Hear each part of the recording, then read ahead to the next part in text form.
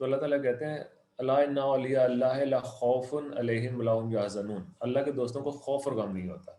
तो वो 23 साल की बात और फिर एक रात में नाज़िल होना, इन चीज़ों को हम किस तरह से जो है वो सिम्प्लीफ़ाई कर सकते हैं? कि हर चीज़ अक्ल व शऊर रखती है, अगर वो इनकार कर रही है तो ज़िंदगी भी रखती है। पूरी की पूरी उम्र में एक साइंस है।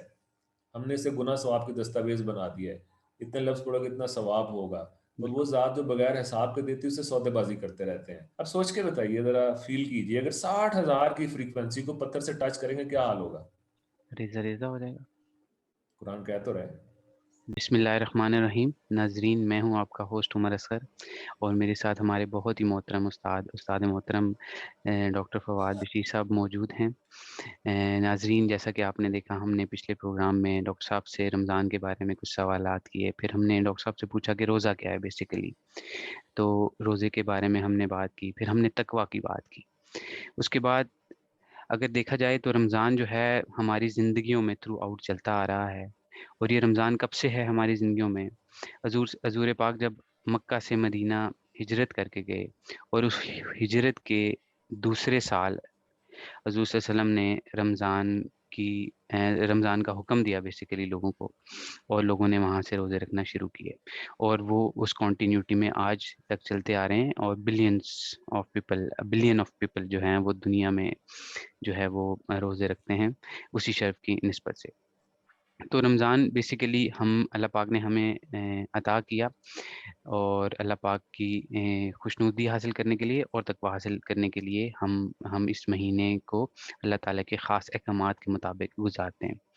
हमारी पिछली वीडियो से मुतल्लिक़ डॉक्टर साहब 1-2 सवाल हैं, तो मैं आपसे, हमारे एक सब्सक्राइबर ने सवाल पूछा है, तो मैं अपने प्रोग्राम का आगाज़ उसी सवाल से करूँगा। वो लिखते हैं कि मैं अपना कस्ब की वजह से एक मख़सूस तर्ज़ ज़िंदगी गुज़ार रहा हूँ। तक़वा हासिल करने के बाद मुझे क्या हासिल होना है? मेरी लाइफ़ में चेंज क्या होगा? मेरी वजह से माहौल में क्या तब्दीली होगी? तो डॉक्टर साहब, ओवर टू यू प्लीज़। जी, थैंक यू वेरी मच। अस्सलाम वालेकुम। वालेकुम अस्सलाम। अच्छा, इसमें सवाल बहुत अच्छा, बड़ा सादा, बड़ा मीनिंगफुल है कि हासिल क्या होगा इस चीज़ से। तो अगर हम इस कायनात की तख्लीक पे साइंटिफिकली गौर करें तो हर चीज़ फ्रीक्वेंसीज़ पे कायम है, और हम कुछ भी नहीं है, वी आर एनर्जी बीइंग्स। और जब वो एनर्जी हमारे में से निकल जाती है तो ये जो बॉडी का पूरा सिस्टम स्ट्रक्चर, जो एक पूरे का पूरा अजूबा है, अगर इस पर आप बैठ के कभी गौर करें, आँख, नाक, कान, आपके हवास, फिर हमारे इंटरनल ऑर्गन्स, उनका एक सिस्टम किस तरह से ऑपरेट कर रहा है, वो ऑपरेटिंग सिस्टम क्या है, वो ऑपरेटिंग सिस्टम किस तरह से इस चीज़ों को लेके चल रहा है। जब हम इन सब चीज़ों पे तफक्कुर करते हैं तो हमें अंदाज़ा होता है कि कोई ऑपरेटिंग सिस्टम, कोई ऐसी फ्रीक्वेंसी है जो, और फ्रीक्वेंसी की डिस्टर्बेंस से बीमारी, और फ्रीक्वेंसी के अलाइनमेंट से आप कह लें कि सेहत जो है वो बंदा सेहतमंद रहता है। अच्छा, अगर हम एनर्जी बीइंग्स हैं, फ्रीक्वेंसीज़ हैं, तो वो फ्रीक्वेंसी जब भी हम तज़किरा करेंगे तो साइंटिफिकली डिफरेंट माइंड स्टेट्स हैं, alpha, beta, gamma rays, different time frame में दिन में हमारे ज़हन पे कौन-सी फ्रीक्वेंसी काम करती है। हम सो जाते हैं तो डीप स्लीप है, फिर लेसर डीप स्लीप है, तो इंसानी ज़हन जो है डिफरेंट फ्रीक्वेंसीज़ में वर्क कर रहा होता है। फिर साइंस ने सिल्वा वेव्स भी डिस्कवर की। सिल्वा वेव्स वो वेव्स हैं जब ज़हन उस लेवल पे चला जाता है तो वो हाईएस्ट लेवल है किसी भी पीस ऑफ माइंड का, और ये बहुत कम लोग उसे हासिल कर पाते हैं। साइंस डिस्कवर तो कर चुकी है, लेकिन इसे हासिल कैसे किया जाए, तो हमने पिछले प्रोग्राम में इस तरफ इशारा किया था, डिस्कस किया था रमज़ान, और रमज़ान किस तरह से बंदे को हायर ऑर्डर ट्रांसीडेंटल ब्रेन की तरफ लेके जाता है। तो जब भी एक बंदा मुत्तकी हो जाता है तो उस फ्रीक्वेंसी से अटैच हो जाता है, तो लामहला उस पर एक सुकून की कैफियत तारी हो जाएगी। वो सुकून की कैफियत ऐसी है जिसके अंदर वेरिएशन ख़त्म हो जाती है। तो जैसे हमने तज़किरा किया था, अल्लाह ताला ने सूरह अल नशरा में जैसे कहा कि इन्ना माल उसरे युसरा, इन्ना माल उसरे युसरा, फ़इज़ा फ़रग़ता फ़ंसब व इला रब्बिका फ़ारग़ब। उसरा और युसरा इस सिस्टम का डिज़ाइन है जिसमें तंगी और कुशादगी साथ-साथ है, इसमें तंगी और आसानी साथ-साथ है। ये डिज़ाइन ही ऐसे किया गया, इंसान ने इस सिस्टम में रहते हुए सिस्टम से बाहर निकलना है, और इस सिस्टम से, इस पज़ल से बाहर, इस गोरख धंधा मैं कहूँगा, इससे बाहर निकलने का एक ही रास्ता है, वो है फ़इज़ा फ़रग़ता फ़ंसब, इस नसब से, क्योंकि हम इस सिस्टम में नसब हुए हुए हैं। नसीब भी नसब हो जाने से ही है। जैसे गाड़ी के अंदर एक पहिया नसब हो जाए तो वो स्टीयरिंग की जगह नहीं ले सकता, स्टीयरिंग ने अपना काम करना है, वो इंजन की जगह नहीं ले सकता, हर चीज़ अपनी जगह पे नसब है। तो इस नसब से निकलने का एक ही तरीका है, वह इला रब्बी का फ़रग़ब, कि उस कायनात की हाईएस्ट ऑर्डर फ्रीक्वेंसी से इन टच हो जाएँ तो हम उससे बाहर निकल सकते हैं। जब इंसान उस पे चला जाता है तो उस पे सुकून की कैफ़ियत वारिद हो जाती है, और उसका सबसे पहला इंडिकेटर ये है कि उसके ज़हन में से वाइब्रेशन और वेरिएशन निकल जाती है। वो एक ख़ास मख़सूस कैफ़ियत में हर वक़्त रहना शुरू कर देता है, जिसे हम कहते हैं वो साहिब हाल हो गए हैं। बड़े साहिब हाल बुज़ुर्ग थे। वो माज़ी और मुस्तक़बिल की वेरिएशन से निकल गए, और अल्लाह ताला कुरान में एक और इंडिकेशन देते हैं, जो इंसान पे वो कैफ़ियत वारिद होती है। तो अल्लाह ताला कहते हैं, अला इन्ना औलिया अल्लाह ला खौफुन अलैहिम वला हुम यहज़नून, अल्लाह के दोस्तों को खौफ और गम नहीं होता।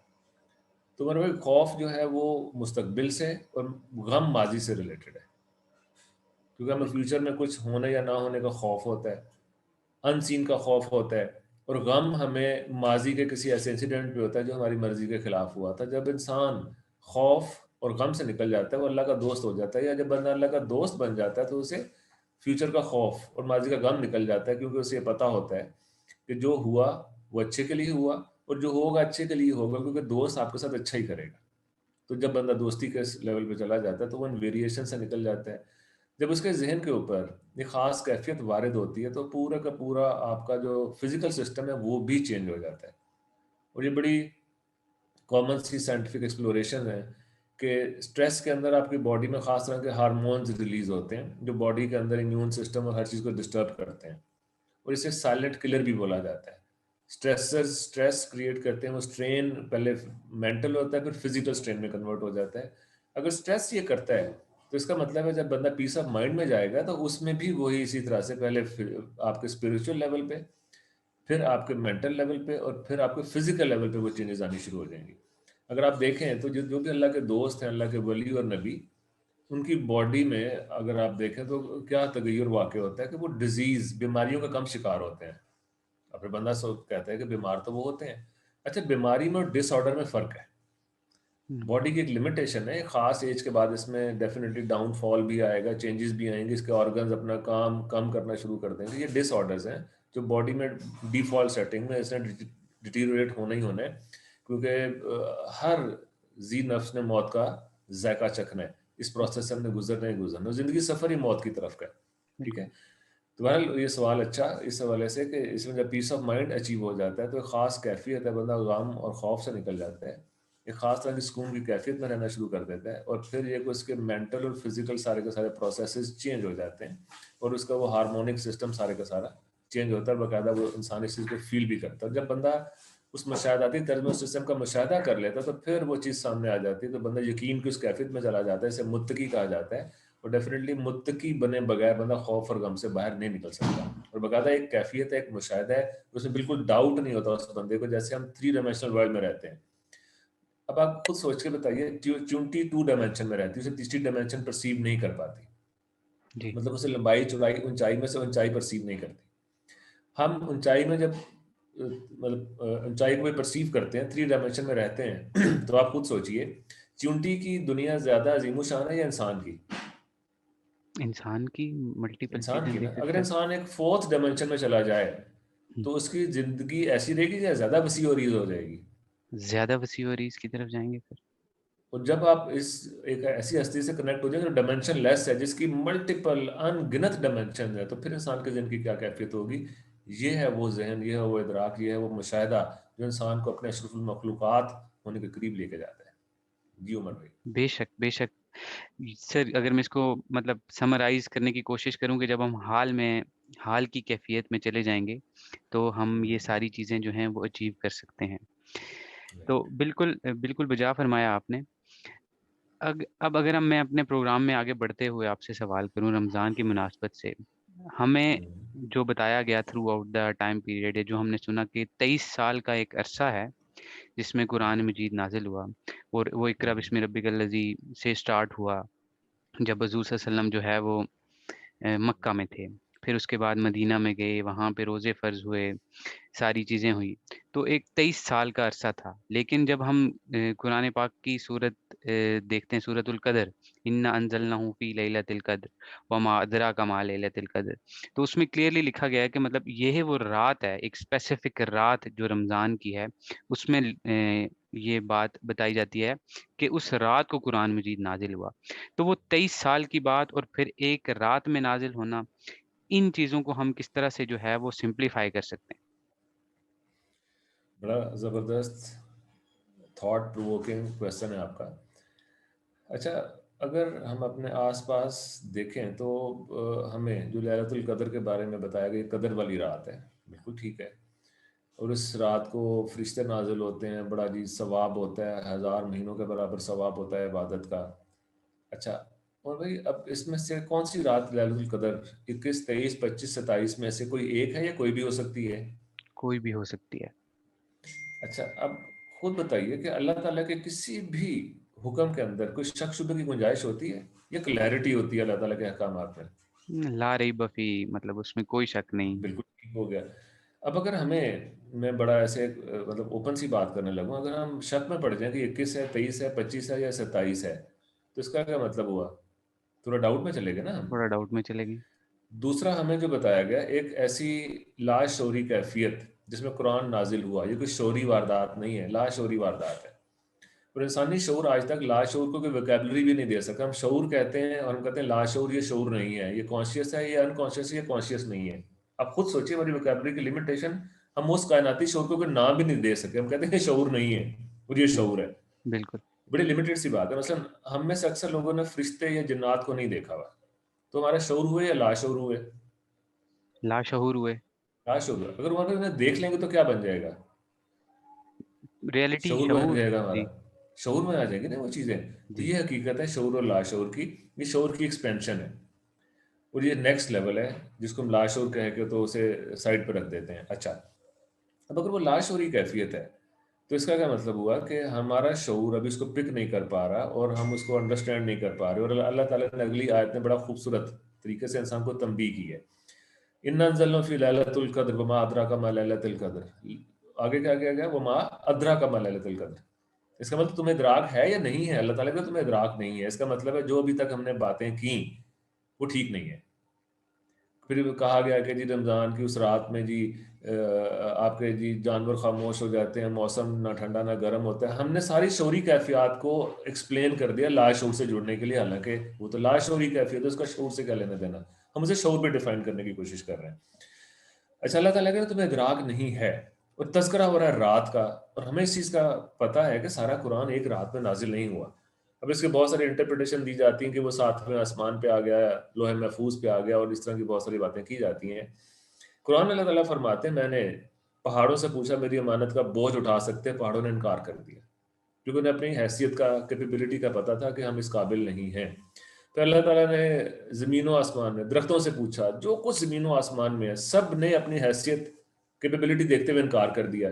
तो कुरान जो है और इंसान ने बिला सोचे समझे वो बोझ उठा लिया, ये जालिम और जाहिल है, बिला सोचे समझे उठाया।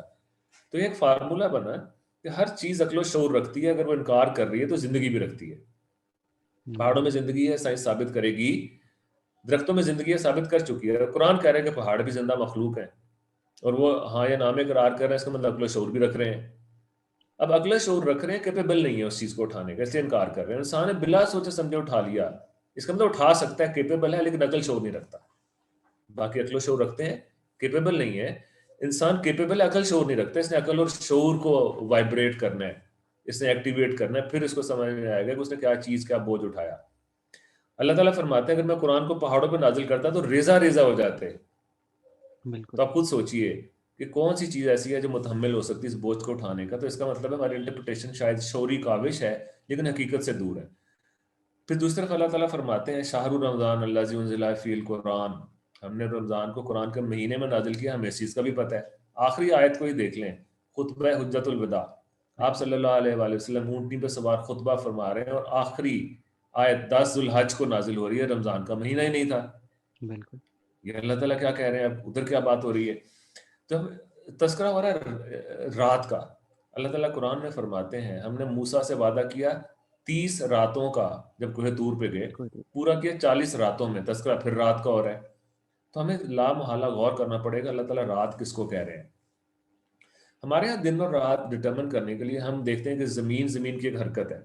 उस हरकत में ज़मीन, जब सूरज के सामने वाला पोर्शन को हम दिन, और जो उसके बैकग्राउंड में चला जाए उसको रात, अंधेरा और उजाला से उस चीज़ को रिलेट कर देते हैं। अब अगर उमर भाई आपको हम स्पेस में भेजते हैं, ज़मीन से बाहर निकाल दें, फिर दिन और रात को आप डिटरमिन कर सकेंगे? नहीं मतलब नहीं होगा, डिटरमाइन करना मुश्किल हो खत्म जाएगा। हो जाएगा ना। जी, कुरान फिर दिन और रात कह रहा है। अच्छा, जब हम रात को सो जाते हैं, वो 8 घंटे हम सोए रहे, तो क्या सुबह उठ के हमें वो वक्त का इदराक होता है कि वो 8 घंटे हमने कहाँ गुजारे? नहीं, नहीं। नहीं इसका होगा। मतलब है कभी कभी सोते हुए उठते हैं, लगता है एक लम्हा देखा तो 8 घंटे गुजर गए। कभी सोए तो लगा 8 घंटे गुजरे, देखा तो 15 मिनट गुजरे हुए थे। इसका मतलब इंसान का जहन वक्त की पाबंदी से आज़ाद हो जाता है जब हम सो जाते हैं। एक एक रात में लोगों ने ऐसे ऐसे ख्वाब मतलब डिफाइन करते हैं, जो शायद पूरी पूरी किताब भी लिखी जाए तो वो ख्वाब उस पे, क्योंकि मेरे एक स्टूडेंट ने ख्वाब देखा, काफ़ी ज़बरदस्त ख्वाब था। उसने अच्छे मुशाहदात किए। उसने जब लिखना शुरू, मैंने कहा इसको लिख लो, लिखना शुरू किया, एक हफ्ते बाद मिला, मैंने कहा लिख लिया? कहता अभी भी लिख रहा हूँ। एक पूरी डायरी भर गई, और वो ख्वाब को लिख रहा था जो एक रात की एक एपिसोड था। इसका मतलब इंसान वक्त की पाबंदी से आज़ाद, टाइम से आज़ाद हो जाता है। अच्छा, ख्वाब में हमें ट्रैवल करने के लिए किसी सवारी की जरूरत पड़ती है? खुद ही पहुँच जाते हैं हम एक जगह से पहुंच दूसरी जाते जगह हैं। इसका से मतलब तीसरी जगह। इंसान जब सो जाता है तो इंसान टाइम एंड स्पेस से आज़ाद हो जाता है। बिल्कुल, अब अल्लाह ताला कुरान में टाइम एंड स्पेस से आज़ाद हवास को रात के हवास कह रहे हैं, और जब हमारा जहन जिस्म से अटैच हो तो दिन के, इस वक्त भले बाहर अंधेरा है वो भाई, लेकिन हम इस वक्त दिन के हवास में हैं। बिल्कुल, भले हम दिन को सो जाएं, लाशूर में चले जाएं, तो वो रात के हवास है। कुरान पूरी कायनात को अहाता करने वाली किताब है, इल्म है। अल्लाह ताला का वो इल्म है जो पूरी कायनात के तख्लीकी फार्मूलों से भरा हुआ है। तो अगर वो कायनाती लेवल पे, इसका मतलब है वो ज़मीन के महदूद ज़हन में इस दिन और रात का जिक्र नहीं कर रहे। अल्लाह ताला उन हवास की बात कर रहे हैं। एक हवास जो बॉडी से अटैच है, एक रूह के हवास है। रूह के हवास टाइम एंड स्पेस से आज़ाद हैं, वो पूरी कायनात का अहाता करते हैं। तो जिस्म के हवास टाइम एंड स्पेस से बाउंड है। इसका मतलब अब हम थोड़ा सा मजीद समझने की कोशिश करते हैं। हज़रत मूसा अलैहिस्सलाम जब कोहे तूर पे गए, तो अल्लाह ताला ने उनसे कहा कि हमने 30 रातों का वादा किया। इसका मतलब है उनके हवास की रफ्तार उस दौर के किसी भी बंदे से 30 गुना ज़्यादा तेज़ थी, जब भी वो उन मिकदारों में जाके अल्लाह का एक इल्म डाउनलोड कर रहे हायर फ्रीक्वेंसी के ऊपर। अल्लाह का वो इल्म डाउनलोड किया जो इंसानी शऊर से, कैपेसिटी से बाहर था। फिर नबी उसको लाते हैं और लोगों को इंटरप्रेट करते हैं। फिर अल्लाह ताला ने उनकी कैपेसिटी को बढ़ाया और कहा उसे 40 रातों पे हम लेके चले गए। उनके हवास की स्पीड 40 गुना ज़्यादा थी आम बंदे से। अब खुद सोचिए, आपके हवास की स्पीड को 40 गुना बढ़ा दिया जाए, तो एक बंदा अगर एक किताब को 40 दिन में ख़त्म करता है, आप एक दिन में ख़त्म कर लेंगे। ये बाकायदा साइंटिफिकली पॉसिबल है। लोगों ने अपने माइंड की स्पीड बढ़ाई हुई है। लूसी मूवी भी अगर आप देखें, उसमें वही है कि माइंड का कितने परसेंट उसने यूज़ किया, और साइंटिफिकली उसके एविडेंस, रेफरेंस भी उन्होंने मूवी में दिए हुए हैं कि आप बिल्कुल, अपने ब्रेन की कैपेसिटी और सेल्स को अगर बढ़ा लें तो उसका यूजेज। रूहानियत और मजहब हमें लेके इस तरफ जाता है कि हमने उन लाशोरी हवास हवास का, रात के हवास का अहाता करना है। अब हम लैलतुल कदर को समझने की कोशिश करते हैं।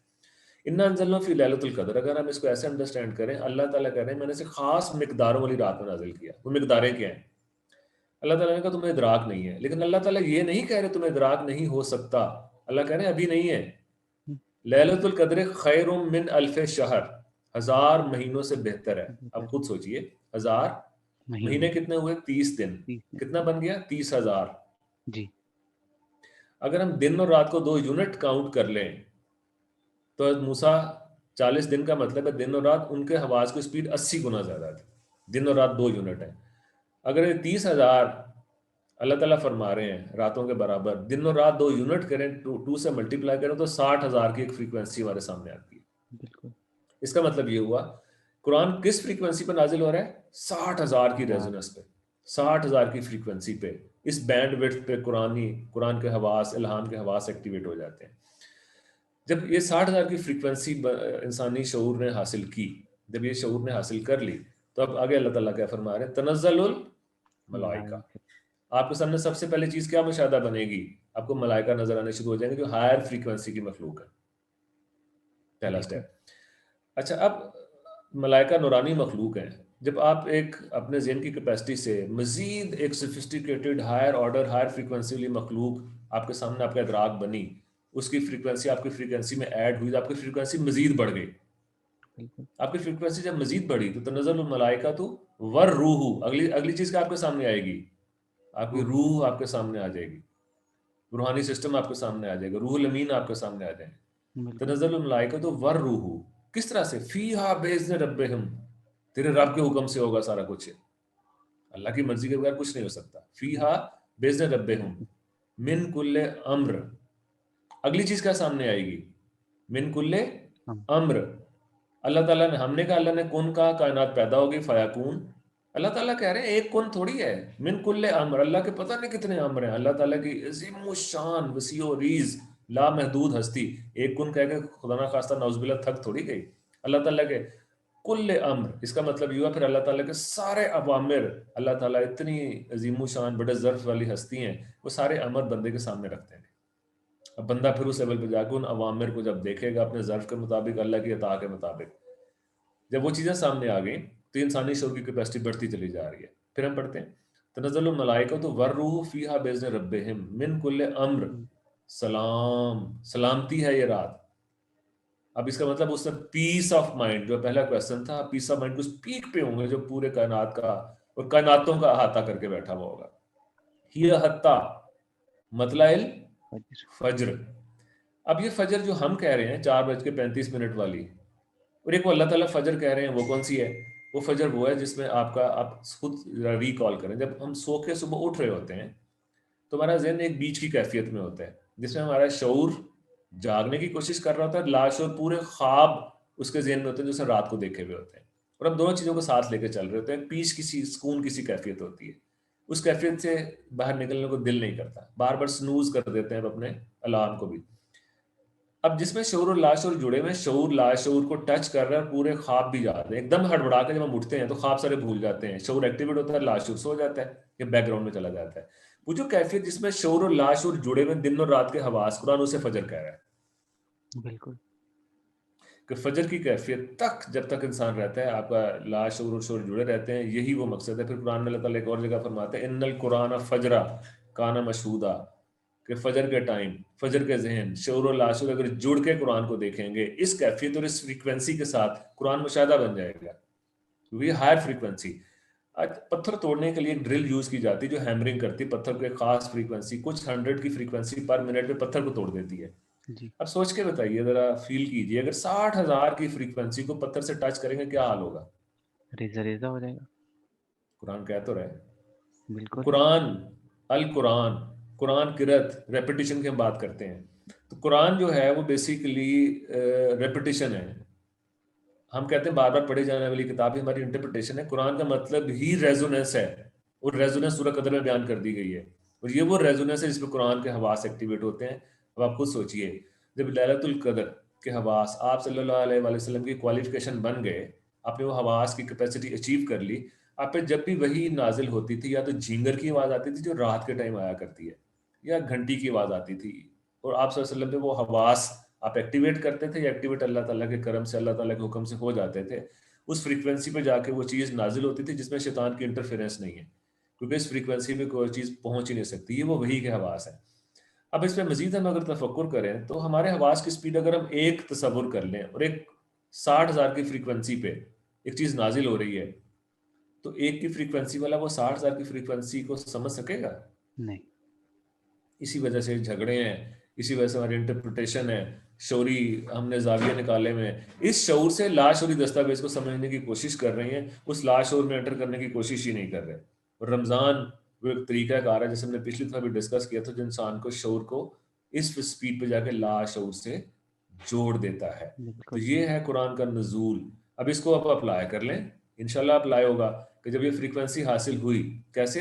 रमज़ान के तर्ज ज़िंदगी से, फिर इसको जहाँ पे अप्लाई करेंगे, इन्हीं हवास में कुरान नाजिल होगा। वो बोले 10 जुल्हज थी, 23 साल का कोई भी दिन था, रात सुबह दोपहर जो भी टाइम था, इस रेजोनेंस पे, इन मिकदारों में अल्लाह ताला ने कुरान को नाजिल किया है, और ये मिकदारें आप सल्लल्लाहु अलैहि वसल्लम की क्वालिफिकेशन थी। एक तरफ अजीमुश शान नबी 80 की फ्रीक्वेंसी पे हैं, हम किसी को कंपैरिजन नहीं कर रहे, लेकिन ये क्योंकि कंपैरिजन आप सल्लल्लाहु अलैहि वसल्लम ने नहीं फरमाया, लेकिन ये कि कुरान जब अल्लाह ताला ने पूरी नौ इंसानी के सामने रखना था, जिसकी आखिरी आयत है अल यौम अकमलतु लकुम दीनकुम, कि आज अल्लाह ताला को समझने की, दीन अल्लाह ताला को समझने की एक तर्ज है, अल्लाह का इरफान हासिल करने की एक तर्ज है। तो अल्लाह ताला फरमा रहे हैं कि आज उस तर्ज को मुकम्मल कर दिया गया है। तो जिस चीज़ की तकमील होनी थी उसकी फ्रीक्वेंसी हाईएस्ट ही हो सकती थी। तो ये वो किताब है जो 60,000 की फ्रीक्वेंसी कमोबेश, इससे ज़्यादा ही होगा, कम नहीं होगा। तो अल्लाह ताला ने उसमें उसको नाज़िल किया है। तो हमें उन हवास की तरफ लामहला मतवज्जो होना पड़ेगा। रीज़न, क्योंकि उन हवास में वो चीज़, एक पीएचडी का मकाला एक पहली क्लास का बच्चा नहीं समझ सकता, उसे अपनी शऊरी कैपेसिटी बढ़ानी पड़ेगी। तो हमें लामहला इस दफ़ा इस रमज़ान में कोशिश करते हुए ऑनवर्ड भी इस कैपेसिटी को बढ़ाना, अल्लाह फिर हमें बरकत डालें, हमारे हवास को एनहांस करें, हमें समझने की तौफीक अता फरमाएं। जी उमर भाई। आमीन, आमीन। मैं भी सर कोशिश कर रहा था ऑब्ज़र्व करने की चीज़ों को, बहुत ही खूब आपने बताई। इन्हीं बातों से रिलेटेड मेरे ज़हन में एक अगला सवाल जो है, और वो मैं इसको आखिरी सवाल ही इस प्रोग्राम का लेके चलेंगे कि हमने रमज़ान से रिलेट कर दिया शऊर और लाशऊर को, और फिर हम बात करते हैं स्पिरिचुअलिटी की भी बात करते हैं, और फिर हम कहते हैं कि इस रमज़ान की वज़ह से हमारे अंदर कुछ फ़िज़िकल चेंजेस भी आती हैं। तो अगर हम देखें ये रमज़ान और इस माह में हम वो स्पिरिचुअलिटी कैसे हासिल कर सकते हैं या कैसे उसको डिफ़ाइन कर सकते हैं? अलोंग विथ कि हमारे अंदर कुछ फिज़िकल चेंजेस भी होंगी because of that specific spirituality changes, जी, तो उसको कैसे हम जो है वो देख सकते हैं या हासिल कर सकते हैं? राइट, ज़बरदस्त। अच्छा देखिए उमर, जैसे अभी हमने पिछले प्रोग्राम और इस प्रोग्राम को अगर हम अलाइन करें तो हम बार बार उसी चीज़ का तज़किरा कर रहे हैं कि लाशऊरी हवास और शऊर, शऊर में हम इस बॉडी से रिलेटेड हैं। और हमने पिछली दफ़ा जैसे डिस्कस किया था कि जब हमें भूख लगती है तो वो लाशऊर से आती है, हम शऊरी तौर पे भूख लगा नहीं सकते। भूख की कैफियत ख्याल की शक्ल में वारिद होती है और फिर जिस्म उसको आगे उसकी तकमील में लग जाता है, इस तकाज़े की तकमील के लिए चल पड़ता है। तो हम उसके फिजिकल रुख से तो वाकिफ़ हैं, मेटाफिजिकल या स्पिरिचुअल डायमेंशन से वाकिफ़ नहीं हैं, हमने कोशिश नहीं की। तो रमज़ान बेसिकली हमें उस तरफ इंडिकेट करता है कि हम किसी तरह से उस तरफ मुतवज्जो हो जाएं। वही जैसे हमने बात की थी कि खाना सामने पड़ा हुआ है और अजान का इंतज़ार है, बंदे को पता है अकेला बैठे हुए भी कि मैंने खाना नहीं खाना, क्योंकि वो एक शौरी कोशिश कर रहा है कि एक हस्ती मेरे पास मौजूद है और मैंने इस वजह से नहीं खाना खाना कि वो हस्ती चाहती कि मैं उसके लिए एक दिन भूखा रहूं, शाम में खाना खा लूं, अगले दिन फिर एक महीना इस प्रोसेस से गुजरूं। इसका मतलब है कि रमज़ान की सारी कोशिश, काविश, एक्सरसाइज हमें शौरी तौर पे एक कोशिश की तरफ मतवज्जो करती है कि हम लाशऊर से इन टच हो जाए। और लाशऊर में जब हम चले गए, वो फ्लिप कर गए, उस तरफ कन्वर्ट हो गए, चेंज हो गया, हमारा शऊर लाशऊर को पिक कर गया या लाशऊर हमारा शऊर बन गया, तो फिर हमारे सामने ये सारे के सारे सिस्टम और अपना वो शर्फ जो हमारे बाबा मतलब आप कह लें हमारे आदम को जो दिया गया, हज़रत आदम अलैहिस्सलाम को जो शऊर दिया गया, जिस पे सजदा भी किया और वो जो इल्मुल अस्मा अता किया गया, हम उस तरफ, क्योंकि वो सारा का सारा लाशऊर है, हम उस तरफ चले जाएंगे। अच्छा, अब हमें रमज़ान में कोशिश क्या करनी चाहिए? पहली बात कि इसका पूरे रमज़ान में हमारे सामने बहुत सारी वीडियोज़ और बहुत सारे ऐसे डॉक्यूमेंट्स आते हैं जिसमें बताया जाता है इसके ये फ़ायदे हैं। वो सारे फ़ायदे क्या हैं जी? डिटॉक्सिफ़ाई हो जाती है बॉडी, आपकी बॉडी से ऐसे मटीरियल निकल जाते हैं, पहले अशरे में ये होगा, दूसरे में ये, और बहुत अच्छे-अच्छे डॉक्यूमेंट्स अवेलेबल हैं, साइंटिफिक रिसर्चेज़ अवेलेबल हैं जो हमें बताती हैं कि इसके क्या-क्या फिज़ियोलॉजिकल, और बंदा रीन्यू हो जाता है। तो इसका मतलब है, और वो बाकायदा सभी ये कहते हैं कि इसमें हमें कम खाना चाहिए, और खाना कम करने से जो एक्स्ट्रा हमारी बॉडी में स्टोरेज है, वो सारी की सारी जब वो साफ़ होती है, आपका फैट लेवल रिड्यूस होता है, आपकी बॉडी कहाँ से एनर्जी लेगी, पूरा का पूरा पैटर्न चेंज हो जाता है, अगर हम वाक़ई उसको उस साइंटिफिक तर्ज़ों में लेकर चलें। अच्छा, अब अगर हम इसको इस तरफ लेके आएँ कि स्पिरिचुअली इसके क्या कॉन्सिक्वेंसेज़ हैं। तो साइंटिफिकली ये प्रूवन है कि इंसानी ज़हन कमोबेश पौने 3 घंटे डीप स्लीप में रहता है, और उसके बाद इंसान, अब वो जो पौने 3 घंटे हैं वो आपकी बॉडी की मेटाबोलिटिक रिकवरी करते हैं पूरी उन 3 घंटे के अंदर, जो जिस्म की तोड़ फोड़ सारे दिन में हुई हुई भी होती है। आप समझ लें कि आप लाशऊर में जाके उस बैटरी को रिचार्ज करते हैं, आपका जहन उस सारी की सारी एक्टिविटी में लगा रहता है। फिर पौने 3 घंटे के बाद हम लेसर डीप स्लीप में आते हैं और ख्वाब देखना शुरू कर देते हैं। साइंस, इस पे जब साइंटिफिकली काम किया गया तो देखा ये गया कि जिन लोगों का जब वो 3 घंटे के बाद ख्वाब देखने के मोड में आए, तो उन्हें सोते से उठा लिया गया। जब सोते से उठा लिया गया, तो पता ये चला कि आपको भी इस चीज़ का एक्सपीरियंस हुआ है कि अगर हम कुछ दिन 2-3 घंटे सो के उठते रहें, तो तीसरे-चौथे दिन के बाद हम शायद सर्वाइव नहीं कर सकेंगे, बिल्कुल, कंटिन्यू नहीं कर सकते अपने उस काम को और सब चीज़ों को। अब फिर इस तरफ लामहौला इनका ज़हन गया कि वो जो बाकी का टाइम हम 3 से 4 या 5 घंटे ख्वाब देखने में गुज़ारते हैं, वो क्यों ज़रूरी है? तो एक इंटरप्रिटेशन इसकी ये सामने आई कि 3 घंटे बॉडी के लिए, अगले दिन की एनर्जी कैप्चर करना ज़रूरी होती है, बाकी का टाइम ख्वाब के थ्रू, लाशौरी, हवास के थ्रू, आपके शऊर को एनर्जी चाहिए होती है जो अगले दिन सर्वाइव करेगी। और जब बिल्कुल, एनर्जी खत्म हो जाएगी, हम फिर सोने की तरफ चले जाएँगे। अब हम रमज़ान में हमें क्या कोशिश करनी है? अब देखें, पहले अशरे में ऑटोमैटिकली ज़हन ट्यून अप हो जाता है। दूसरे अशरे में अपना खाना कम कर लेना चाहिए रिलेटिवली, ताकि आपके अंदर शकल पैदा ना हो और वो जो एक बेज़ारी की और वो जब आप पेट भर के खा लेते हैं, ख़ास तरह की कैफ़ियत तारी हो जाती है, सुस्ती वाली, उसको हमने थोड़ा-सा रिड्यूस करना है। खाना थोड़ा-सा कम करें, लाइट ग़िज़ा पे चले जाएँ, पूरा पेट भर के खाना मत खाएँ। आप लाइट फ़ील करेंगे, एनर्जी कोई लेस नहीं होगी, क्योंकि आपकी बॉडी दूसरे सोर्सेज़ से बॉडी के अंदर टॉक्सिक जो भी इकट्ठे हैं, उनको रिलीज़ करेगी, एक्स्ट्रा फैट कंज़्यूम करेगी, एनर्जी आपको मिलती रहेगी और बल्कि आप लाइट फ़ील करना शुरू कर देंगे। बिल्कुल, और साथ ही साथ हमें दूसरे अशरे में अपनी नींद को कम कर देना चाहिए रिलेटिवली। मतलब हम 3 घंटे पे नहीं भी जा सकते, तो 5-6 घंटे, 8-9 घंटे की नींद को 5-6 घंटे पे लेके आ जाएँ। आहिस्ता से जब ये टाइम रिड्यूस होगा, तो हमें आदत हो जाएगी कम सोने और कम खाने की, तो आप फिर तीसरा अशरा अक्सर हम इत्तिकाफ़ में बैठते हैं। अब उसमें बिल्कुल, रात की इबादत शुरू हो जाती है। इसका मतलब है दूसरे हफ्ते में हमें रेडी होना था इस चीज़ के लिए कि हम कम सोएँ, कम खाएँ, ताकि तीसरे अशले अशरे के लिए तैयार हो जाएँ, जिसमें लैलतुल क़द्र की वो फ्रीक्वेंसी हमने हासिल करनी थी। अच्छा, अब देखिए लैलतुल क़द्र का जैसे हमने तज़किरा किया, इसको एक और इंडिकेटर हमने कहा ताक रातों में मिलती है, ऐसी है जी? बिल्कुल, ताक रातों अब में ताक मिलती रातों का तज़किरा हमने कहाँ से लिया, इसमें हिस्ट्री में मुझे वो ट्रेस अभी तक मैंने ढूँढा नहीं या मुझे मिला नहीं। अब देखिए, अब हम कहते हैं जब 2 चीज़ें होती हैं तो हम उन्हें कहते हैं इवन, है। जुफ़्त। जी, एक जी, चीज़ को हम कहते हैं ऑड, ठीक है? अब अल्लाह ताला फरमा रहे हैं कि ये दिन और रात क्या हैं?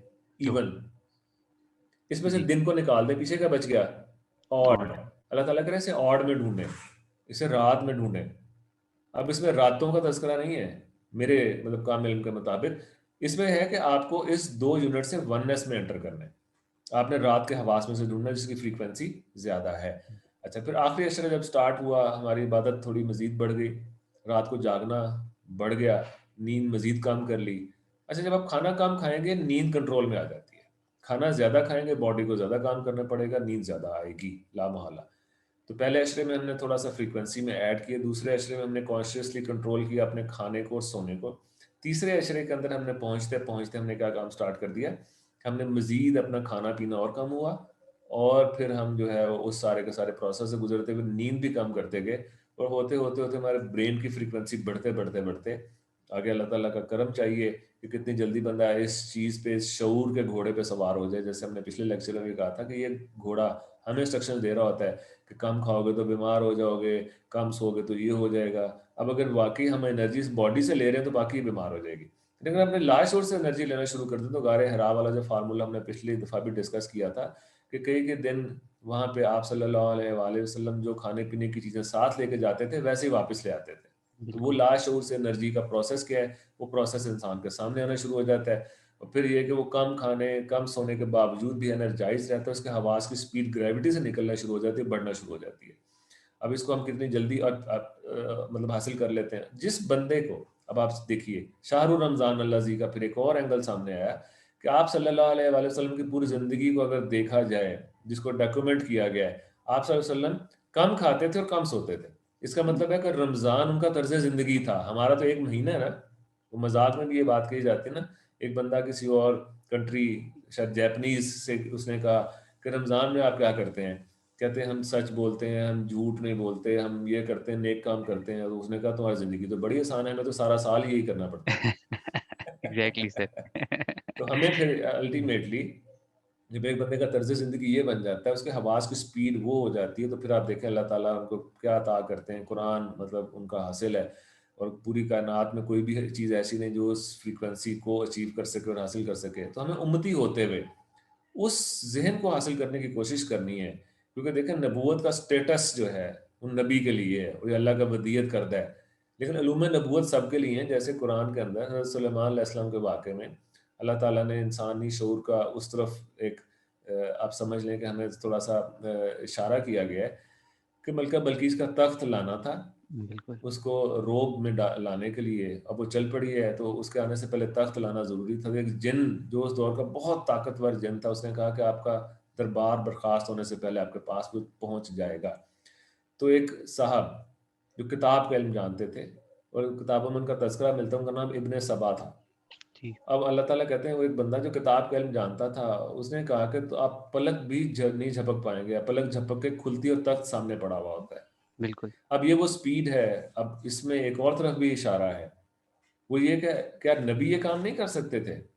लेकिन इशारा इस तरफ इसलिए दिलाया गया कि वो शख्स जिसके पास किताब का इल्म था, इल्म नबूवत था, उसके थ्रू इसलिए करवाया गया कि स्टेटस नबी का नबी के पास है, लेकिन जो इल्म नबूवत के हामिल लोग हैं, वो फिर उनके वारिस होते हैं और वो उन उन उन चीज़ों को उस इल्म के थ्रू वो सारा का सारा प्रोसेस आपके सामने बाकायदा कुरान ने एज़ एन एविडेंस रख दिया। ठीक है? बिल्कुल, तो ये सारे का सारा एक प्रोसेस है रमज़ान का, कम सोने का, कम खाने का और अगले लेक्चर में हम कोशिश करेंगे सूरह मुज़म्मिल के थ्रू इस प्रोसेस को मज़ीद एक्सप्लेन करें कि ये प्रोसेस किस तरह से इंसान को उन हवास में लेके जाता है। ये पूरी की पूरी मतलब एक साइंस है। हमने इसे गुनाह सवाब की दस्तावेज़ बना दिया है। इतने लफ्ज़ पढ़ोगे इतना सवाब होगा और वो बिल्कुल, ज़ात जो बगैर हिसाब के देती है उससे सौदेबाज़ी करते रहते हैं। और ये बिल्कुल, वो एक ऐसी किताब है जो बाद में जाके हमारे मतलब सामने खड़े होके गवाही देगी कि मुझे पढ़ता रहा, इसे समझने की कोशिश नहीं की। तो कोई ऐसी दुनिया की किताब नहीं जिसे बगैर तर्जुमे के पढ़ा जाए। इंग्लिश में वोकैब्युलरी का एक वर्ड आप कोई सब्जेक्ट पढ़ रहे हैं, जब तक डिक्शनरी में या टीचर्स उसके मीनिंग नहीं समझ लेते, हम उससे आगे नहीं बढ़ सकते। और ये वो किताब है जिसको हम बगैर तर्जुमे के पढ़ के बड़ा मतलब रोब से और बड़ा दबदबे से कहते हैं मैंने कुरान पढ़ लिया जी। बिल्कुल तो सर है। किसको बेवकूफ़ बना रहे हैं? मकर हुआ मकर अल्लाह वल्लाहु खैरुल माकिरीन। मकर किए जा रहे हैं अपने साथ ज़्यादती कर रहे हैं। इसकी तो एक-एक आयत बंदा पकड़ ले उससे आगे नहीं निकल सकता। तो अगली दफ़ा हम अपनी कोशिश करेंगे, अपनी हैसियत के मुताबिक जो अल्लाह ताला मतलब आगे हमें अता करें, कि हम इसको मज़ीद एक्सप्लेन करें कि सूरह मुज़म्मिल में वो फ़ार्मूला क्या है। फिर हम कोशिश करेंगे कि कुरान की पहली आयत उठाएँ, अल्हम्दुलिल्लाह रब्बिल आलमीन, उस पे तफक्कुर करेंगे कि वो आयत जैसे मैंने अभी थोड़ी-सा ये मतलब बात की, छोटा मुँह बड़ी बात, कि वो एक-एक आयत के अंदर पूरे का पूरा इतना बड़ा खजाना है, इतनी बड़ी इन्फॉर्मेशन है कि हम उससे ही पूरी ज़िंदगी में बाहर नहीं निकल सकते। सिर्फ़ और सिर्फ़ हमें उस लाशऊर पे जाने की, लाशों की हवास में एंटर करने की ज़रूरत है। Thank you very much Umar भाई। बहुत शुक्रिया सर, बड़ा अच्छा आपने इलैबोरेट किया और इसी सिलसिले में हम मज़ीद जो है वो हम डिस्कशन करेंगे अपने अगले लेक्चर में इंशाल्लाह। और मैं सब अपने व्यूअर्स से यही कहूँगा कि आप लोग को का अगर इससे रिलेटेड कोई भी सवाल हो तो आप हमारे कमेंट सेक्शन में ज़रूर पोस्ट कीजिएगा। वी विल ट्राई कि हम डॉक्टर साहब से उसका आंसर लें और आपको दें। और हमारे चैनल को ज़रूर सब्सक्राइब कीजिए। इंशाल्लाह अगले प्रोग्राम में फिर मुलाकात होगी।